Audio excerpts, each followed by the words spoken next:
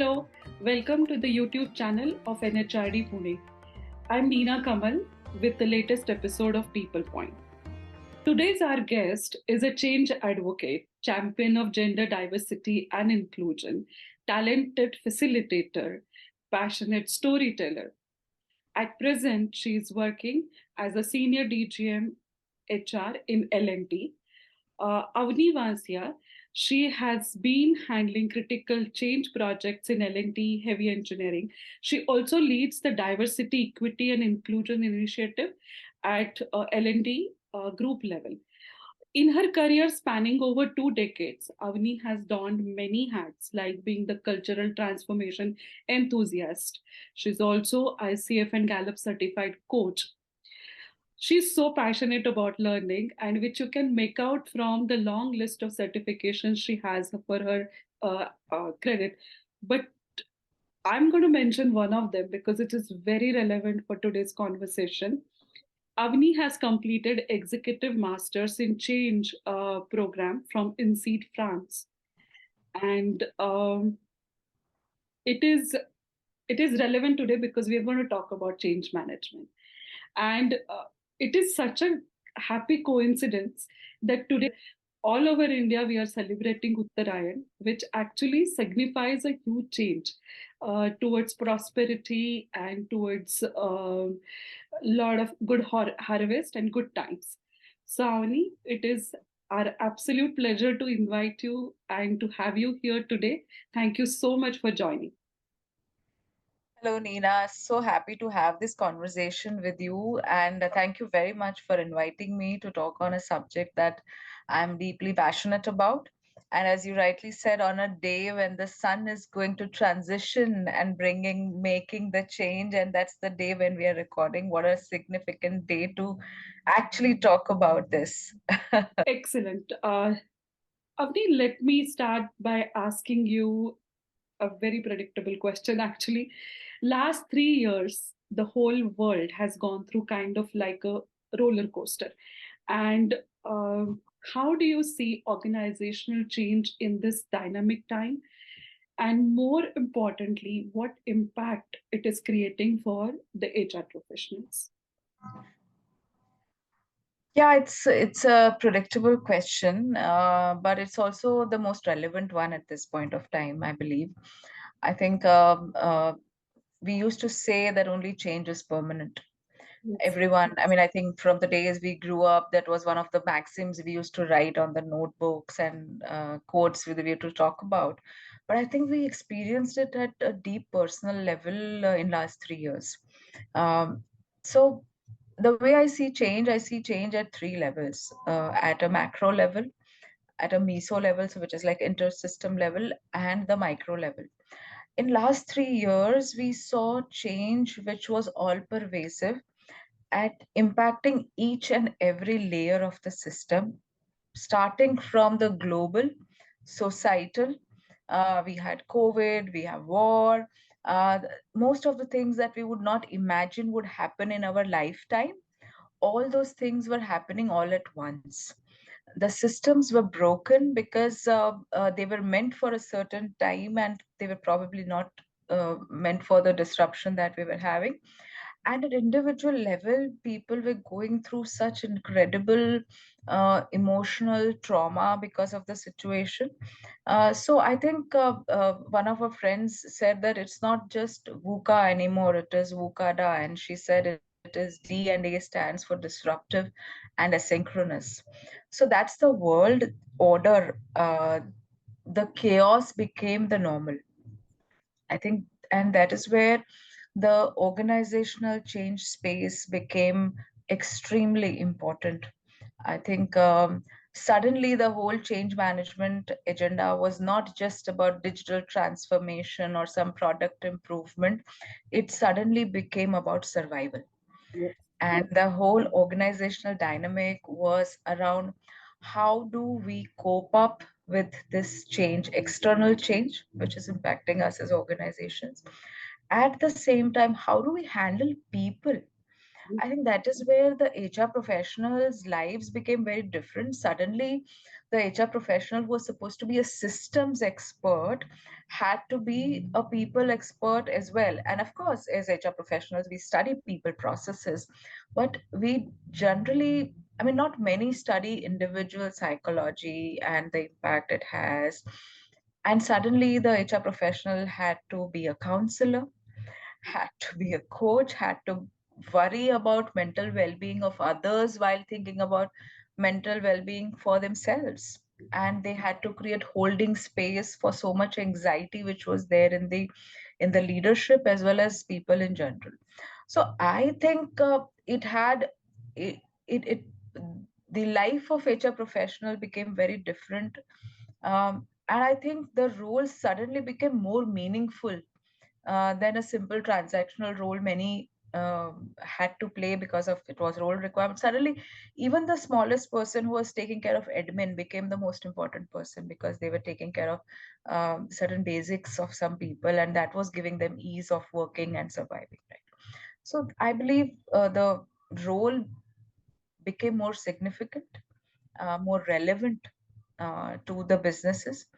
And I think it sort of helped many organizations ground themselves. And I believe that many HR professionals played a huge role in ensuring the organization survive this very difficult time. I also, one of the biggest factors was the magnitude of the change. It is not um, like we are handling one aspect or one person or one division. It's not like that. The whole magnitude, as you rightly said, is at all levels. All of us had to face change. So Yes, it really became one of the biggest learnings of our life. absolutely. So, Amni, can you give us few examples of OD or other HR interventions which help in facilitating change in the organization and mainly helps us to get employees ready for this change? Yeah. So I'm sure all of us and all of our organizations did a lot of work during the COVID times and during last 3 years, preparing employees for this ambiguity. But right now, I would like to talk about an example which started before that and it continued forward. It's one of the transformations that I'm very passionate about talking because I think we really made a difference. So it was somewhere around 2016 that we were facing a deep issue within our organization. It was almost like, uh, I mean, whether you'll survive or perish if you don't deal with that kind of perform or perish situation that we were having at that point of time. And it was easy for us to say that it's the external situation which is as a result we are in this situation. But we had a very enlightened leadership at that time, and all of us, when we were discussing, we said that we are not going to blame it on the outward, but we are going to look inward. And then we made various structural changes in the organization to face the situation that we were in. That was about the time when I'd taken over org excellence role, and I was talking to the senior leaders, and I realized that while the intention of structural change was clear in the leadership team, it wasn't as apparent for many people, and there were a lot of ambiguity. And we realized that unless we rally the organization to same agenda, we will not be able to meet the intention of the change that we were making. And then we had massive communication campaigns where we spoke about how where the leadership actually bare their soul and said that this is, they owned it up and they said this is where we are, this is what we are into, and this is what we're expecting you to do. Okay. Massive communication sessions to really get organizational energy together and say that you are seeing this disruption in the structure of the organization, but here is where we are coming from. And I think it had a great impact. And then we started with a movement for doubling the speed. We said that if we want to meet certain targets, we'll have to double the speed of operation. Again, it became, what exactly do we mean by doubling the speed? In fact, I still remember very clearly some of the business heads, they raised question to the leadership saying that, see, doubling is not possible. We can make 20% improvement, 30% improvement, but you're saying doubling the speed, and we are into very hardcore manufacturing. It's not mass production. It's every project is different. And the leader at that time, he said that either you have an audacious goal or you don't have. Unless you have that kind of goal, we will not move ahead. Um, and then again, breaking it down for people in terms of what exactly do we mean. And we worked a certain made certain digital implementation, took the people together. And the real story begins from here, actually. So this was all the backup story that was happening, and we thought we were already riding on the wave of change, but all of these things only brought us to a certain level. um, and that is a time where the leadership team came together and said, this is not enough. We are out of the performer parish situation, but we don't want to rest on our laurels. We want to have an ambition to be the best in the world. So that's a mission statement we crafted for ourselves. We again had various communication sessions, but by now we knew that is not sufficient. We had to go deeper. We had to find out issues, why it is not happening. And we said that we need to focus on three specific aspects of quality, safety, and transparency. Now, if you see, again, these are three very technical topics. And somebody would say that, yeah, get a technical consultant, make your safety processes robust, put your quality in place, and whatever else you want to need to do. But we realize that this is a people issue. It is not a technical issue. And we had various focus group discussion to find out uh, where are we lacking. What is it that we are doing right, and what is it that is not working, that we need to address. And we came out with certain findings, one of which was that while the top and the bottom seem to be clear about where we are going, and seem to be committed, the middle was actually the thread which has to put both the ends together. They had to keep the messages forward, and somewhere or the other they needed to be strengthened. And that is where we started with our first wave of cultural transformation programs, where we decided that we are going to cover the entire middle in the organization, which is a direct link between the frontliners and the leadership. And where we said that how do we strengthen the middle? How do we tell them, give them confidence that, look, we have come this far, but we will have to build on the personal accountability and some of the mindset shifts in the organization if we want to move forward. And once we did that, then we took step two of our cultural transformation, where we then went on to frontliners, because by that time we had entire middle on the back of it. Leadership was anyway spending time on this intervention. So the messaging in the organization was very clear that people, this is serious, and um, um, there's skin in the game for leadership as well. uh, and we had all our workmen undergoing this program. And we also, there we spoke about not just these three important things, but we spoke about, we have 7 cultural values. So we spoke about all the values and how they link together and how they translate into our behaviors. What is, and again, we kept emphasis on what we are already doing and saying that, look, we have already come thus far, let's just walk that extra mile. And then eventually this year, which is like now what, 5 6 years ahead of time, now we are talking to a contract labor, and talking about these values and how do we translate into actions for them. So this is like a massive movement that we had, and it's a large OD intervention, but I think it's very, very meaningful and satisfying, because we could actually see change. uh, in fact, I told you that from perform to parish to a situation where we had an ambition to be the best in the world. Today, we are saying we have reached that stage where we are best in the world in our space. Interestingly, during this period of time, the business we are in, some of the very competitive foreign organizations, strong organizations, they shut the shop. They couldn't survive. But because we had this journey going on and we were proactive and we had uh, employees understanding it and contributing to it, we reached the number one position. So yeah, that's So, uh, what I understood from your example is that, of course, I mean, the leadership's participation is very crucial. There, if your top is convinced and they are delivering, they are showing, they're demonstrating, then it becomes, it paves the way. But at the same time, one of the things which I really noticed is that you kept on referring to how you explained it to the employees, uh, how you set the expectations or gave them objectives. Because one of the factors which I feel is critical is that sometimes we know what needs to change and how it will change. But what is expected out of me as an employee, what I need to change in my behavior, that is a key, isn't it?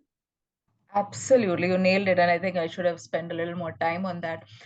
That is exact from the day we start talked about doubling the speed. In fact, if I take example, we had a union leader at that time. So he came to manufacturing head after the communication session. Said, "So very nice session. We liked.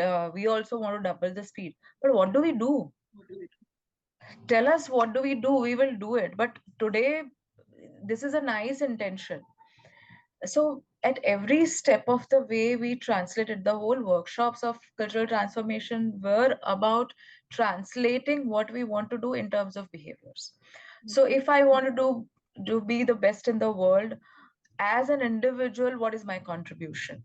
How will I change my behavior? How will I change my outlook? How will I change my behavior in terms of how I'm dealing with my team? How will I ensure that my communication starts with the golden circle, with the why, and then I move ahead, right? So for each level, we actually broke it down to what can I do? And we actually even ended each program with saying commitments of what am I going to start doing, what am I going to stop doing, and what will I continue doing to ensure that I continue this. And those are small cards that the people can put on their desks so that it remains in front of their eyes. So yeah, that was an important part. So one of the my past organization, we actually had done something similar, and I'll give you one simple example. Like for example, we really believe in being on time, right? And at the same time, one of the values is respect. So what we say is that when we are talking about respect, we are on time everywhere, all the time. So that it is a simple translation, but it is that is what will give a clarity. And Absolutely. before we go to next question, I just want to say I recently read that one habit can only be replaced with another habit, and that only that way you can change. So Absolutely, absolutely. I totally agree that unless we bring it to the habit level, uh, it doesn't change. Uh, and if I mean, I if I go back to talking about one of the concepts, the concept of hidden competing commitments is all about that. So, like you said, if we want to break one habit, uh, we have to say what is it competing with, and then make that part of our life. So yeah, so right, so right. so my next question, actually, you already introduced this, but I still will go ahead. Communication plays a very critical role in change. And at some level, HR becomes like kind of a custodian or like a mediator for employee communication. And how critical in your mind this role is, and how should we prepare as HR professional? How should we prepare for it? I think it's not just for HR, for any leader. I would say communication is the most important piece. But yes, in last few years, HR has been custodian for the communication processes, and I'm glad HR is playing this role instead of some other part of the organization, because we deal with employee experience, and communication is a very important part of employee experience, whether the person feels included in the system, whether the person has all the right information about the system. So I think communication does play the key role. In fact, I remember we were launching an informal communication channel, um, a digital channel, and the business head was not in agreement. And even though there were IT people in the room, he looked at me and said, "I will personally hold you responsible if this doesn't work. Because I know I'm doubtful it will work, but just because you are pushing so much, we are taking this up." So I think HR has taken up that responsibility, and for all the right reasons. Uh, how can we create and look at the communication? I like to do a two by two kind of a thing, so where I say that let's map all the communication channels that we have, from informal to formal on Okay. one axis, and individual to many on the other axis. Brilliant. And if we can just plot everything, whatever existing we have, because see, I think in HR space, it's as important to look at the informal channels as the formal channels. Also, a lot of times as HR, we make a mistake of only focusing on top down communication. So if you have this matrix, I think we can know that, are we spending enough time for bottom up communication? Are we creating enough space for people to have one on one conversations and one on one communication?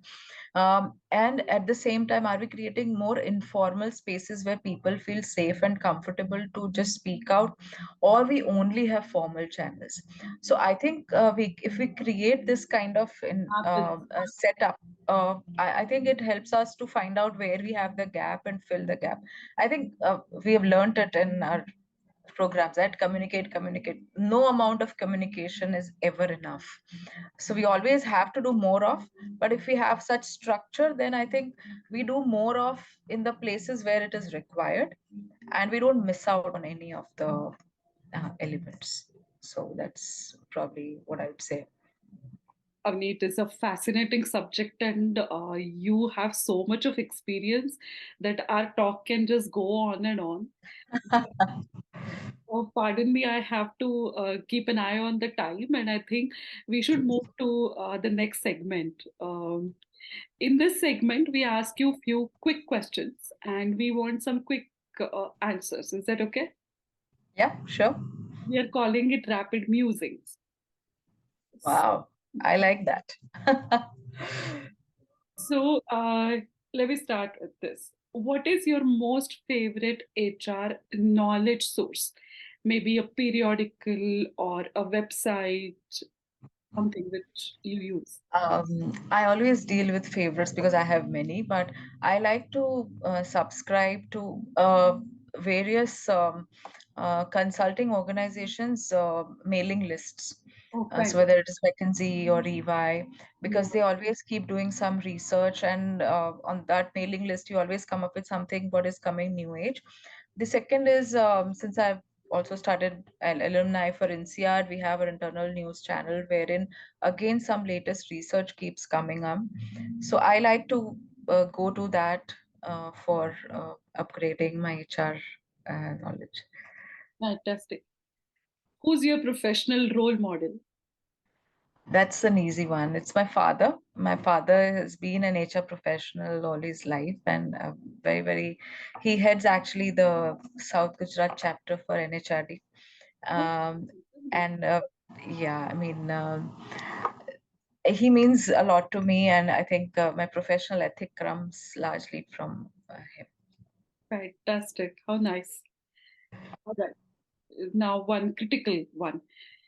So, can you tell us three terms or terminologies which will help us define a correct narrative or a correct tone while delivering any change management project?